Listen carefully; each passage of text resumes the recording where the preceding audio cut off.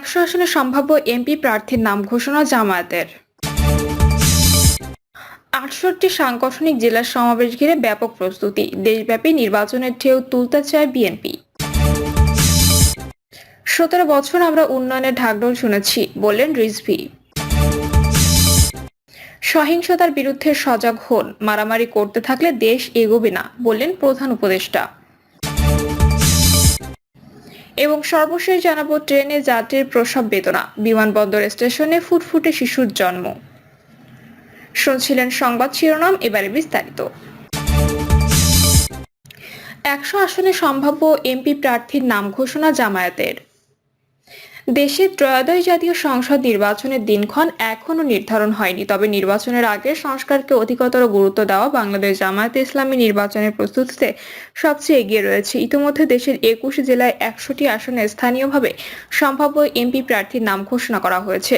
বাংলাদেশ জামায়াতে ইসলামের আমির শফিকুর রহমান বলেন, জামায়াত এখনো অফিসিয়ালি প্রার্থী ঘোষণা করেনি, এটা প্রাথমিক ইলেকশন এখনো অনেক দূর। ইলেকশন কাছে এলে দল ফাইনাল সিদ্ধান্ত নেবে, তখন যাদের নমিনেশন দেবে তারাই প্রার্থী হবেন।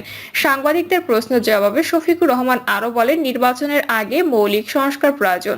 মৌলিক কিছু সংস্কার করা না গেলে সুষ্ঠু নির্বাচন সম্ভব হবে না। এই অবস্থায় নির্বাচন দেওয়া হলে এটা হবে নির্বাচনের জেনোসাইড বা নির্বাচন গণহত্যা। আমরা এটা চাই না। আমরা চাই সুষ্ঠু পরিবেশ সৃষ্টির পর নির্বাচন। জানা গেছে, পরিবর্তিত রাজনৈতিক পরিস্থিতিতে বিএনপি নির্বাচনী প্রতিদ্বন্দ্বী হওয়ার চেষ্টায় আগেভাগেই ৩০০ আসনের প্রার্থী চূড়ান্ত করতে চায় দলটি। আগামী সপ্তাহের মধ্যে বাকি ২০০টি আসনের প্রার্থী চূড়ান্ত করা হবে।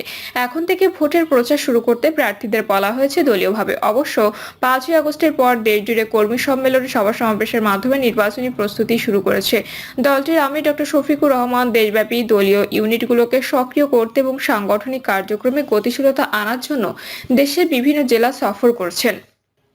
এই সফরগুলোতে তিনি কর্মী সভা ও অন্যান্য কর্মসূচিতে অংশগ্রহণ করছেন। এদিকে বিএনপির সঙ্গে পাল্লা দিতে বৃহত্তর জোট করার চেষ্টা চালাচ্ছে জামায়াত নেতারা স্পষ্ট করে জানিয়েছেন, আগামী নির্বাচনে ৩০০ আসনে দলীয় প্রার্থী থাকবে কিংবা জামায়াত নেতৃত্বাধীন জোটে ৩০০ প্রার্থী থাকবে। গত ২১শে জানুয়ারি বরিশালের চরমোনাইয়ে গিয়ে ইসলামী আন্দোলনের আমির সৈয়দ মোহাম্মদ রেজাউল করিমের সঙ্গে দেখা করেন জামায়াত ইসলামীর আমির। দীর্ঘদিন ধরে আদর্শিক বিরোধ থাকলেও দুই নেতা আগামী নির্বাচনে ইসলামী দলগুলোর ঐক্যের কথা বলেন। দুই দলের শীর্ষ নেতাদের এই সাক্ষাৎ রাজনীতিতে আলোচনা তৈরি করে। ৬৮ সাংগঠনিক জেলার সমাবেশ ঘিরে ব্যাপক প্রস্তুতি, দেশব্যাপী নির্বাচনের ঢেউ তুলতে চায় বিএনপি।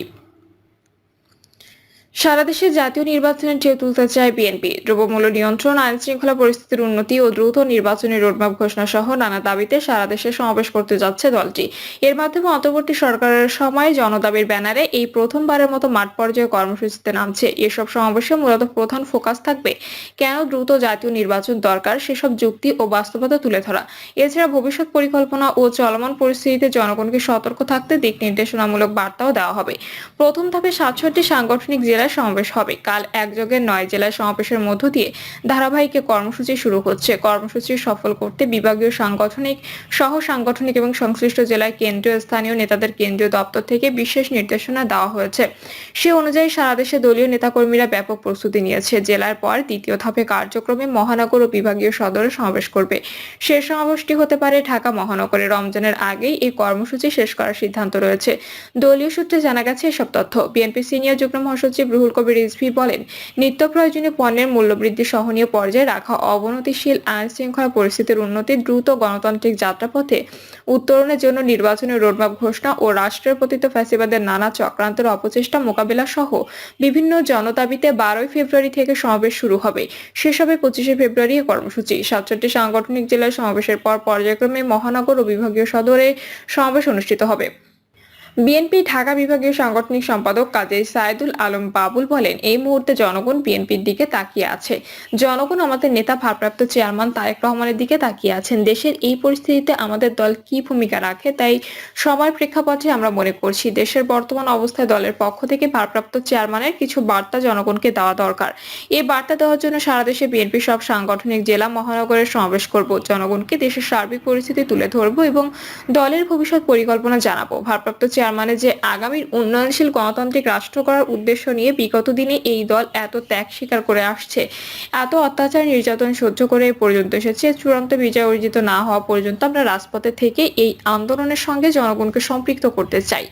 এসব সমাবেশ সফল করতে ঢাকা বিভাগের জেলা সহ তৃণমূল পর্যন্ত প্রস্তুতি সভা সহ যা যা করা দরকার তা করছে। চলতি বছরের ডিসেম্বরের মধ্যেই ত্রয়োদশ সংসদ নির্বাচনের দাবি করে আসছে বিএনপি। দলটি মনে করে জুলাই আগস্টে নির্বাচন করা সম্ভব। জানা গেছে, চলমান পরিস্থিতি বিবেচনায় কেন জনগণের ভোটে নির্বাচিত সরকার প্রয়োজন তা সমাবেশে তুলে ধরবেন সিনিয়র নেতারা। একই সঙ্গে সম্ভাব্য প্রার্থী ও নেতাকর্মীদের উদ্দেশ্য ভোটারদের আস্থা রাখতে দেওয়া হবে না নানা বার্তা। এক্ষেত্রে আগামী নির্বাচন ও দেশের ভারপ্রাপ্ত চেয়ারম্যান তারেক রহমানের পরিকল্পনার কথা তুলে ধরার কথা রয়েছে। জনগণ যাতে বিএনপির উপর আস্থা ধরে রাখে সেজন্য এখন থেকে নানা কর্মকাণ্ড শুরু করার আহ্বান থাকবে। এছাড়া অন্তর্বর্তী সরকারকে ব্যর্থ হতে দেবে না বিএনপি, একথা জানিয়ে চলমান পরিস্থিতিতে কোনো পক্ষ যেন সুযোগ নিয়ে দেশকে অস্থিতিশীল করতে না পারে সেজন্য সতর্ক থাকার জন্য বার্তা দেওয়া হবে। কোনো নেতাকর্মী সে যত বড় প্রভাবশীল হোক না কেন অপকর্মের সঙ্গে জড়িত হলে জানা মাত্রই বহিষ্কার করা হবে। দলীয় এমন সিদ্ধান্তের কথাও সমাবেশে তুলে ধরবে সিনিয়র নেতারা। এছাড়া বিএনপি বিরুদ্ধে পরিকল্পিতভাবে একটি গোষ্ঠী অপপ্রচার চালাচ্ছে এমন অভিযোগ করে সে বিষয়ে সজাগ থেকে যথাযথ জায়গা থেকে জবাব দিতে আহ্বান থাকবে। 17 বছর আমরা উন্নয়নের ঢাকঢোল শুনেছি, বললেন রিজভী।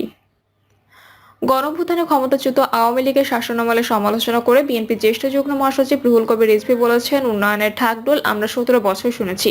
তিনি বলেন, এক বীভৎস শাসন জনগণের উপর চাপিয়ে দিয়ে জনগণকে কোনো নিঃশ্বাস নেওয়ার সুযোগ না দিয়ে এক রুদ্ধশ্বাস পরিস্থিতির মধ্যে জাতিকে ঠেলে দেওয়া হয়েছিল।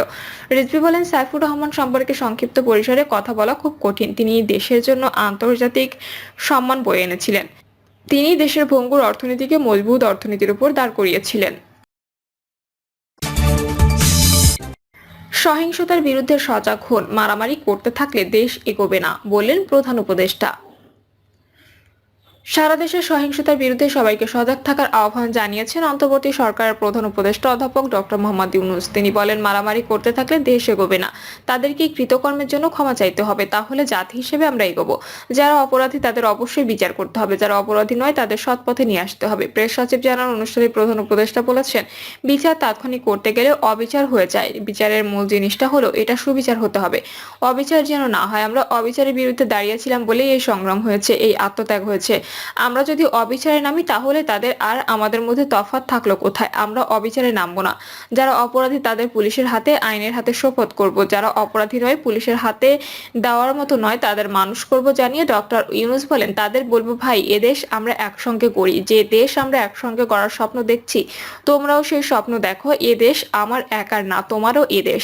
তুমি এদেশের সন্তান, আমিও এ দেশের সন্তান। তুমি আমাকে বহু কষ্ট দিয়েছো, আমি তোমাকে কষ্ট দিব না। আমরা একসঙ্গে যত তাড়াতাড়ি পারি এটাকে একটা সুন্দর দেশ বানাবো। ট্রেনে যাত্রীর প্রসব বেদনা, বিমানবন্দর স্টেশনে ফুটফুটে শিশুর জন্ম।